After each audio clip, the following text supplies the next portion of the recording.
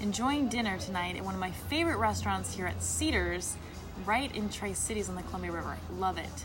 Today's intention of the video, we're going to talk about objections. What are objections? Objections are just well-planned lies, stalls, and roadblocks that typically mean two things. You haven't created enough value for the product, or they don't want to spend the money, or they don't have the money. So now that we know that, the quicker we can get rid of the well-planned lies, stalls, and roadblocks, the faster we can close the sale. I also want you to remember there's a few things here in the closing process or in the trial closing process, overcoming these objections. Number one thing is you want to make sure to agree with your prospect or your client. Always agree. The number two thing is open-ended questions, as well as do not get defensive in the closing process. The moment that you get defensive, it adds an anger state and it never ends well. So now that you know that, what I'm going to do is I'm going to have Jose Enagic, and we're going to go through the most 5 common objections you're going to receive, and you'll learn exactly how I'm going to overcome them for you.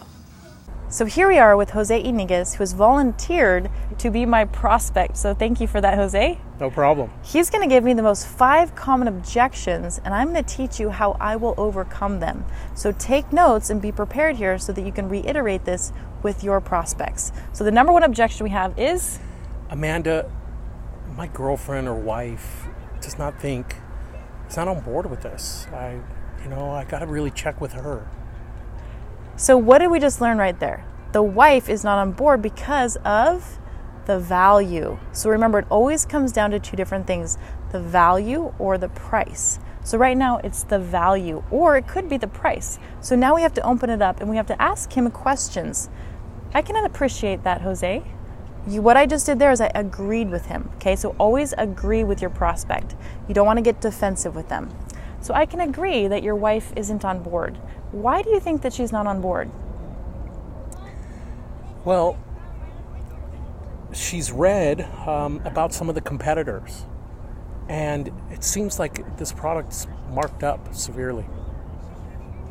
Okay, so what we just learned out of this is now they went online. So at the beginning of our conversation, when we got them on the water, did we talk to them about what they're going to find online? And so if you didn't, you're going to get this objection. If you did and let them know, hey, when you go online, I just want you to know that the competitors love us because they are going to market to you. I just educated you. The first 3 things that are going to pop up are Kangen water this, Kangen water that, and don't buy this because we have a cheaper unit. Then you click on it, it goes to the other side, it tells you all about their unit, and it's only half the price. So if we told them up front, we would have already overcome that objection. So now that I have this objection, now I've got to get out of that objection. So here's what I'm going to say. So the wife is not on board because of the cheaper machines online. So it's about the price. I can appreciate where your wife is coming from, Jose. Do you know what specific article she read or what specific website she went to? Now I'm getting very specific in this, so I'm targeting exactly where I want it to go. Well, I think, our budget just does not allow it. I can appreciate that. And so when it comes to your budget, are you looking at the long term of what you're already spending? Because you told me you were buying bottled water, isn't that correct? Yes. There is the question back. So he's now buying bottled water. Now we open him up more. What do you expect to spend in a month on bottled water? I don't know. I usually go to Costco. So they have, $28 for a whole case. We get a couple of those. Probably do that every 2 weeks, 3 weeks. So okay. $150. All right, so you're already spending $100 to drink bottled water. And Jose, how long are you going to drink bottled water for? Well, forever. Right. For the rest of my life. Exactly. So now he's noticing, okay, now we are adding more value to the product. So Jose, I was just like you. I saw the price of the Kangen machine. I was like, oh my gosh, it's expensive. But then when I realized I was going to drink water for the rest of my life, and I was already spending $100 a month drinking bottled water that wasn't even good for my health, a year later, I was spending $1,200. So in just a couple short years, my unit was already paid for. Plus, I knew I was investing in my health. So if I could break that down to your wife for you and show her that this was the least expensive way to go and that she's already spending more now, do you think she'd be open to it? She would. But, also we've been reading the dangers of getting too alkaline. So the number 3 objection here we're getting is, oh, I'm worried about becoming too alkaline. So at the very beginning, if you let them know, hey, when you go online, just be careful what you see, because some companies will say, oh, it's artificial alkaline water. That's true. You can get too alkaline from drinking artificially alkaline water. That's where you add baking soda and other ingredients into your water to create an alkaline chemicalized water.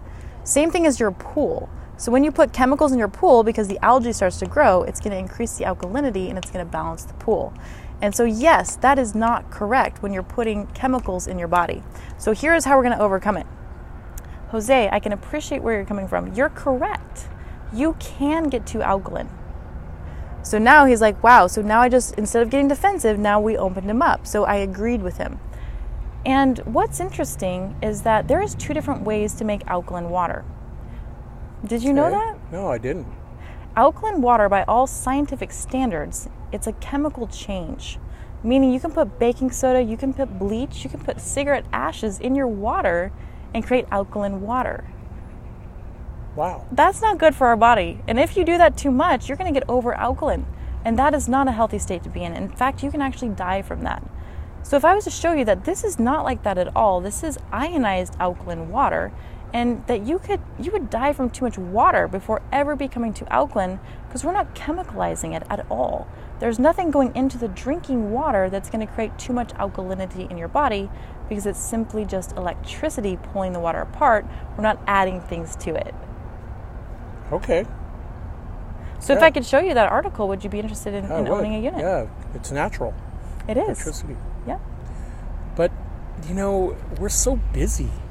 We're so busy. We each have a job and got kids. And, to add some of this, it seems like it would take a lot of time to really get into a business like this. Okay, Jose, I understand where you're coming from. So are you too busy to drink water, or are you too busy to do the business aspect? The business aspect. Okay, but you still drink water, right? Yes. Okay, so let's start with just drinking the water. And as a result of you drinking the water, what's going to happen is organically people are going to want to start to know what you're doing. And if I could show you that you could make part-time what some people are making monthly, part-time, even though I know you're busy, but let's add another $3,000 a month to your income. Do you think you'd find the time for that? I'm not really a salesperson. I can understand where you're coming from. I didn't think I was a salesperson either. So again, I'm agreeing with him. But then I found out that I was either selling to somebody or I was being sold to. Because right now, when I hear you say you're not a salesperson, guess what you're doing right now? You're selling me on why you're not a salesperson. So if I could show you that you could make some really good income being a salesperson, but learning how to sell correctly, not feeling like you're throwing up on people or pushing your friends into this, would you be interested in checking it out? Yeah, I would. All right, great. So what does your credit look like so we can get started with the paperwork?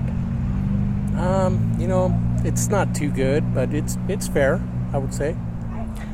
Okay, so it's fair. So what did we learn there? Now we're actually opening him up to try to find his actual financial means right now. So we're asking him, what does his credit look like? So we overcome all the objections, then we got down to the price.